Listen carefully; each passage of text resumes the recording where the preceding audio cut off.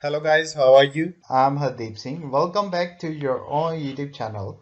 IELTS updates and recent exams. For more updates related to recent IELTS exam writing test topics, listening, reading, practice test, and speaking, you got guesswork. Please, guys, participate in everyday listening and reading practice test to achieve your desired band score in your actual IELTS exam. Please hit the like and subscribe button. Press the bell icon for the upcoming notifications.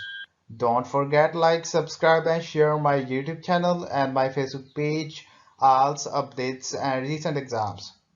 You will hear a conversation between a clerk at the inquiries desk of a transport company and a man who is asking for travel information. First, you have some time to look at questions 1 to 5.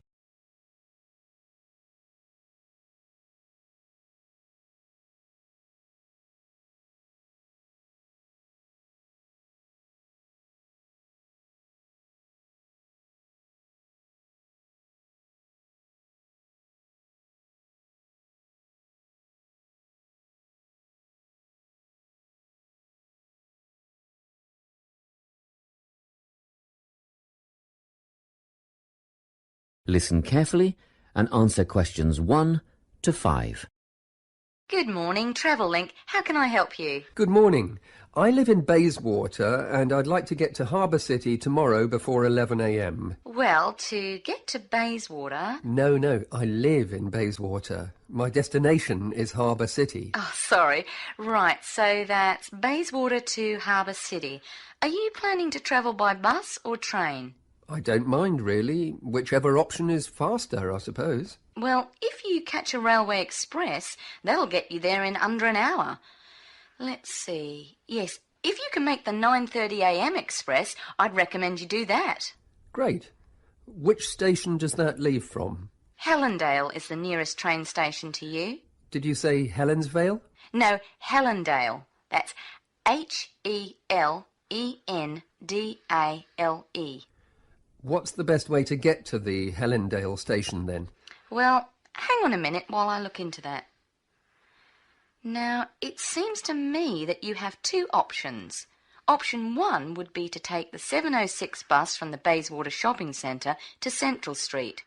When you get there, you transfer to another bus which will take you to the station.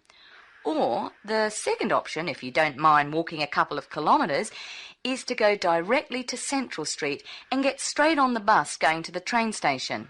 OK. Which bus is that? The 792 will take you to the station. I guess the walk will be good for me, so that might be the better option.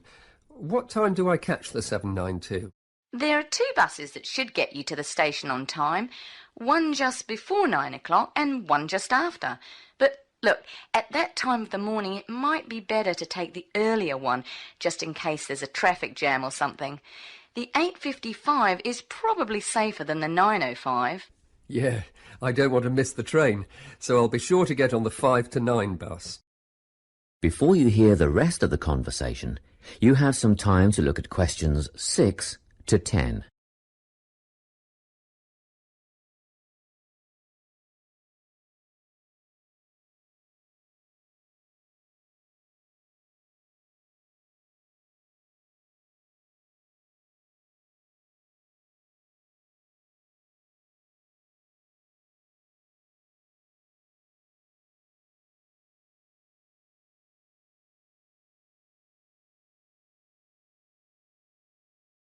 Now listen and answer questions 6 to 10. By the way, how much will I have to pay in fares? Well, you can get a ticket on the bus for $1.80 cash, and you'll need $10 each way for the train. Wait, do you have a Travel-Link card? No, but I can get one before tomorrow. OK, well that'll make it considerably cheaper then.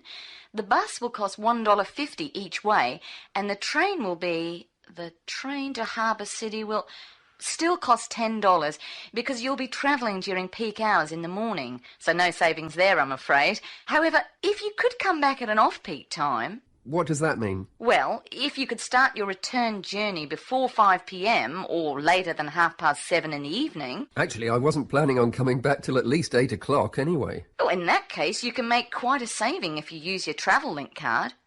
You did say you were planning to purchase one, didn't you? Yes, I'll pick one up later today. Good. That would mean your return train journey would only cost you $7.15 with your card. Thank you. Is there anything else I can help you with? Actually, there is. Do you know if I can use the Travel Link card on ferries? If you're thinking of the Harbour City ferries that go back and forth between the North and South Bank, those are the commuter ferries, then yes. A one-way trip costs $4.50, but with your card you'd make a 20% saving and only pay $3.55. So $3.55 for the commuter ferry. What about the tour boats? You mean the tourist ferries that go upriver on sightseeing tours? No, they only take cash or credit card. They're not part of the Travel Link company. Oh, I see. I don't suppose you know the cost of a tour? In actual fact, I do, because I took a friend on the trip upriver just last week. We decided on the afternoon tour, and that was $35 each, but I understand that you can do the whole day for $65. Thank you. You've been a great help. My pleasure. Enjoy your day out. That is the end of part 1. You now have half a minute to check your answers.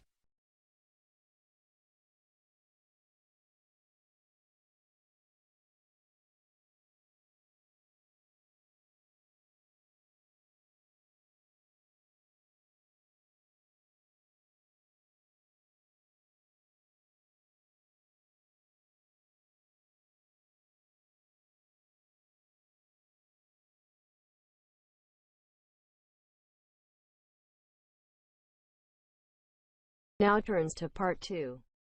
You will hear a guidance counsellor talking to a group of students. First, you have some time to look at questions 11 to 14.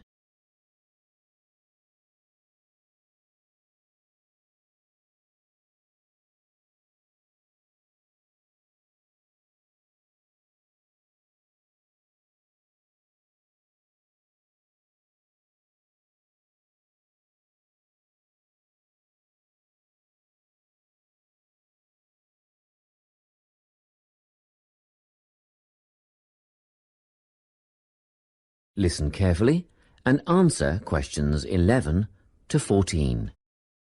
Hello everyone. I'm the Counselling Administrator here at St Ives College, and I've been asked to come and talk to you about our counselling team and the services that we offer. We have 3 professional counsellors here at St Ives, Louise Bagshaw, Tony Denby and Naomi Flynn. They each hold daily one-on-one sessions with students, but which counsellor you see will depend on a number of factors. If you've never used a counsellor before, then you should make an appointment with Naomi Flynn.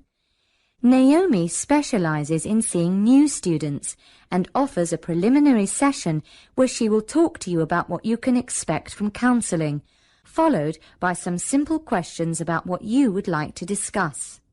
This can be really helpful for students who are feeling a bit worried about the counselling process. Naomi is also the best option for students who can only see a counsellor outside office hours. She is not in on Mondays, but starts early on Wednesday mornings and works late on Thursday evenings, so you can see her before your first class or after your last class on those days. Louise staffs our drop-in centre throughout the day. If you need to see someone without a prior appointment, then she is the one to visit. Please note that if you use this service, then Louise will either see you herself or place you with the next available counsellor. If you want to be sure to see the same counsellor on each visit, then we strongly recommend you make an appointment ahead of time. You can do this at reception during office hours or by using our online booking form. Tony is our newest addition to the counselling team. He is our only male counsellor, and he has an extensive background in stress management and relaxation techniques. We encourage anyone who is trying to deal with anxiety to see him. Tony will introduce you to a full range of techniques to help you cope with this problem, such as body awareness, time management, and positive reinforcement. Before you hear the rest of the talk, you have some time to look at questions 15 to 20.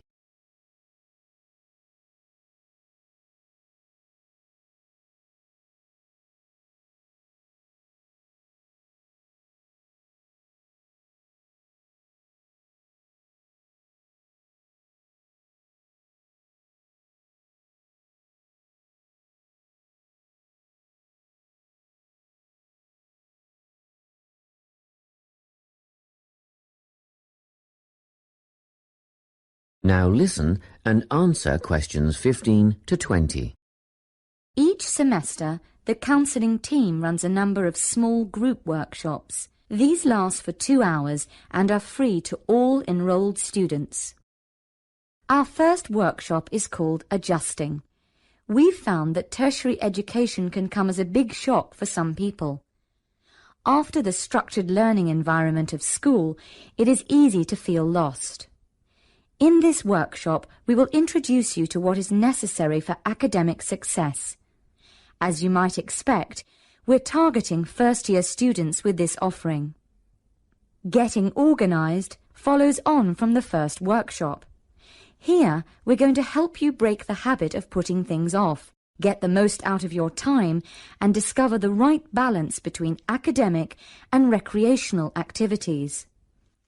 With Getting Organised, we're catering to a broader crowd, which includes all undergraduates and postgraduates. Next up is a workshop called Communicating. The way people interact here may be quite different to what you're used to, especially if you've come from abroad. We'll cover an area that many foreign students struggle with, how to talk with teachers and other staff. We'll cover all aspects of multicultural communication. International students tend to get a lot out of this class, so we particularly encourage you to come along. But I must say that sometimes students from a local background find it helpful too, so everyone is welcome. The anxiety workshop is held later on in the year and deals with something you will all be familiar with, the nerves and anxiety that come when exams are approaching. Many students go through their entire academic careers suffering like this, but you don't have to. Come to this workshop and we'll teach you all about relaxation and how to breathe properly, as well as meditation and other strategies to remain calm. We've tailored this workshop to anyone who is going to sit exams. Finally, we have the motivation workshop. The big topic here is how to stay on target and motivated during long-term research projects. This workshop is strictly for research students, as less advanced students already have several workshops catering to their needs. Well, that's it. Thanks for your time. If you have any questions or want more information about our services, do come and see us at the counselling service. That is the end of part 2. You now have half a minute to check your answers.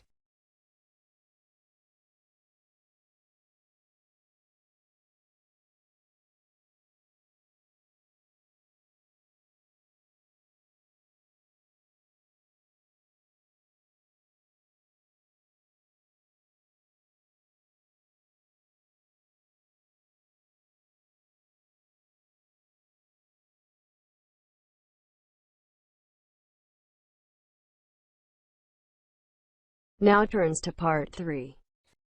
You will hear a conversation between a student called Mary and her tutor, Mr. Hadstone. First, you have some time to look at questions 21 to 25.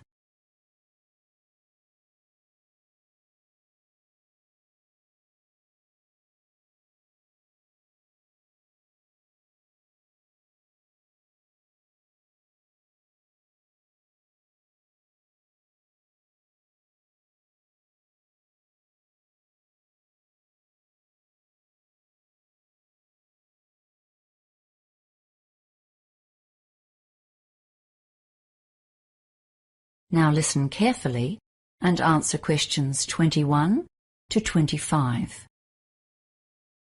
Hello, Mr. Headstone. Is this the right time for our meeting? Yes, it is. Thanks for coming in at such a late hour, Mary. I know you've had a busy day studying and will be keen to get home. And thanks for volunteering to run this project. It's going to help you develop and practice skills needed by teachers today. Field trips are getting more and more a part of school life. So as a student of education, it'll be wonderful training for you. It's really a great opportunity. We did loads of field trips at school, so I've got a good idea of what sort of things we could do. I expect so. But we're here to go through the basics of planning one, and the trip leader carries a load of responsibility. Right now, you're focusing on activities, But your main job is to consider the dangers and come up with ways of countering or avoiding them. There are lots of government regulations you won't have been aware of on your school trips, but they're just a guideline for your own planning. Some of those school trips you went on would have been pretty adventurous, right? Yeah. Okay, and your plan needs to be tailored to the kind of trip you're doing. On a well-planned and successfully led adventure trip, we don't often hear of problems, even though sometimes there's bad weather, for example, that a school party has managed to combat. That's because the leader created a well-thought-out hazard management plan. Ah! I thought I'd just be taking my mates out on a trek. Now it's all paperwork. Yes, well, that's why I called you in.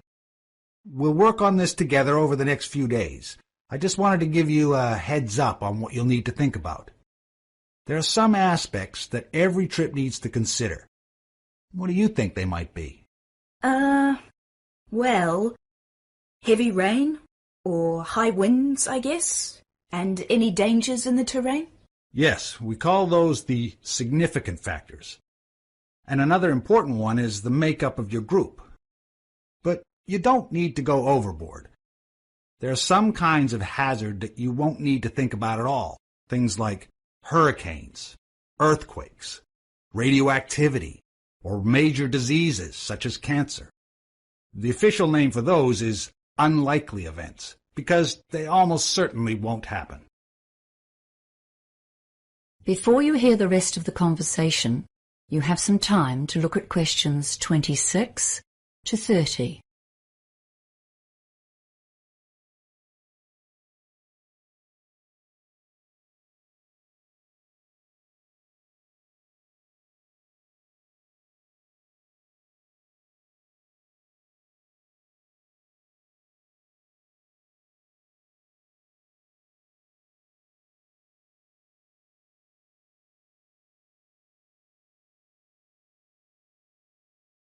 Now listen and answer questions 26 to 30.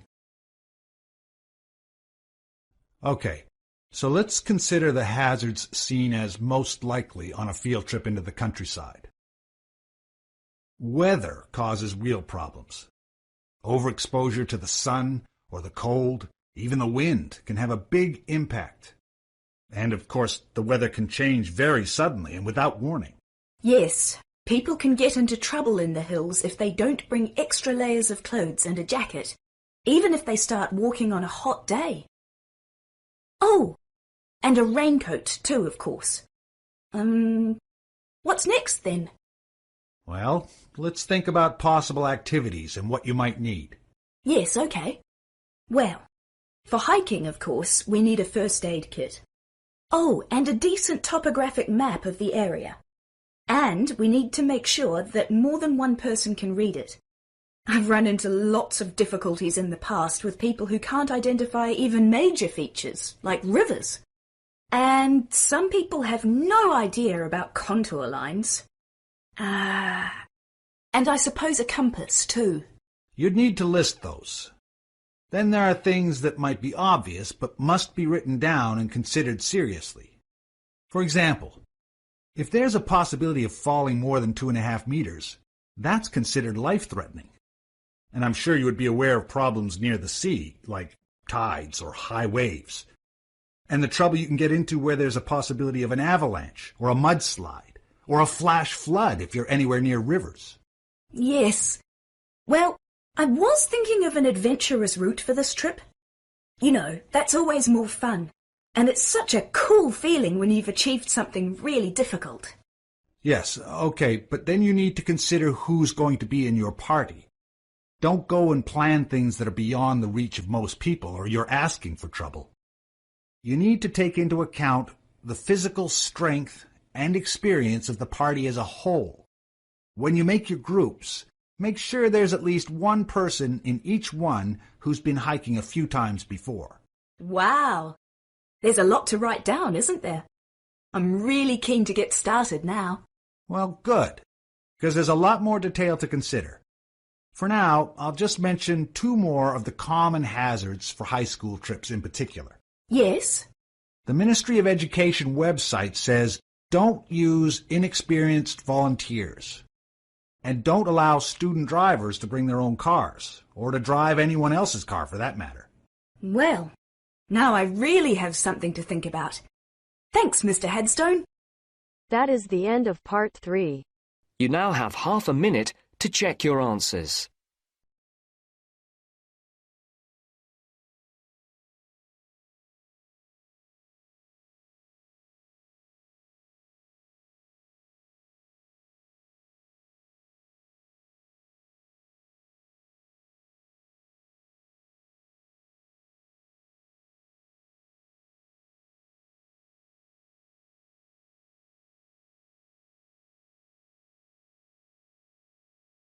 Now turns to part 4. You will hear a lecturer giving a talk on cochlear implants. First, you have some time to look at questions 31 to 40.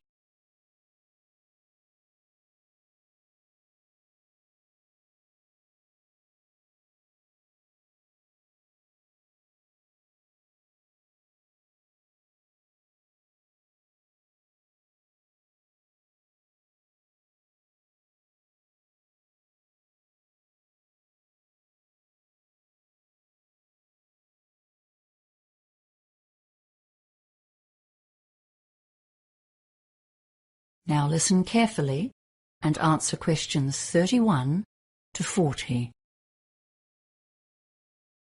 The topic for today's lecture is cochlear implants, which are a relatively new form of technology for assisting people who are profoundly deaf. First, let's revise how normal hearing works. If you look at image 1, you will remember that the ear has 3 sections. The outer ear, or pinna, picks up sounds, which are then channeled through the ear canal to the eardrum, where they are transformed into mechanical vibrations. These are sent to the cochlea, or inner ear. Inside this snail-shaped tube, there are sensory hearing cells that have a variety of functions. The outer hair cells make soft sounds louder and reduce the volume of louder sounds. The inner ear cells transfer this information to the auditory nerve and thence to the brain, which interprets the input as sounds. This sophisticated and sensitive process allows us to process a huge variety of auditory input. For those who are profoundly deaf, the system functions poorly or not at all, and the brain does not receive the input it needs to process and interpret sounds. Image 2 shows how a cochlear implant works. You can see that the implant has 3 main parts. The first external part, behind the ear itself, is the microphone, and at the back of this you can see its associated speech processor, which is a tiny computer. This analyzes and digitizes sounds and sends them to the transmitter, which is worn on the head. Those sounds need to be converted into electrical impulses so that they can be sent to the cochlea. If you look carefully at the image, you can see that just under the skin, directly behind the transmitter, is a surgically implanted receiver. This receives the sounds from the transmitter. It converts these sounds into electrical impulses, which are sent directly to an electrode array that is implanted inside the cochlea itself, thus completely bypassing the ear canal.